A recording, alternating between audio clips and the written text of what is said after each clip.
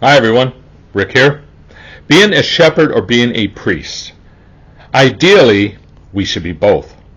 Ideally, in the Old Testament and the New Testament, they were one and the same. They're two different functions, but one and the same person. We all know what the priests in the Old Testament was. They had their temple duties. They maintained the temple. They offered the sacrifices. They consecrated, sanctified everything used in the temple. And the shepherds were the priests who taught the people and explained the law to them, showed them what God required. In the New Testament, the priests are us. When we come to Christ, we become priests. When we walk in the Spirit and draw close to Him so that the desires of the Father is in us, we maintain that temple, our bodies, His temple, so He can live in us. And we keep it from falling into disrepair, both physically and spiritually, through sacrificing our desires so that His desires can work in us.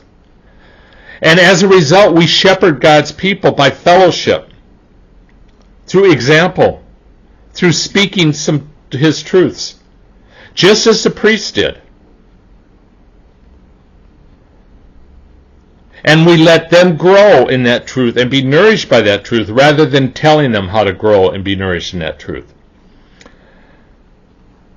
When you read the Old Testament and you read the prophets, you will find the prophets are calling out the priests and the shepherds for being corrupt and ignoring their calling. Just because you think you're feeding the people does not mean you're maintaining the temple of God.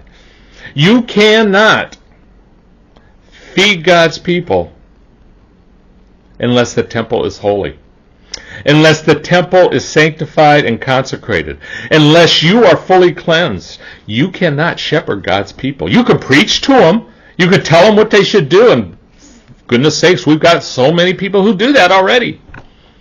And they did in Jesus' day too. They were corrupt then, and God's eyes were corrupt now. The Scripture works in unity here. When we read the Old Testament and the prophets, we need to be looking at our service as priests to God. We cannot shepherd God's people unless we ourselves are walking in the Spirit of God. Until next time, God bless.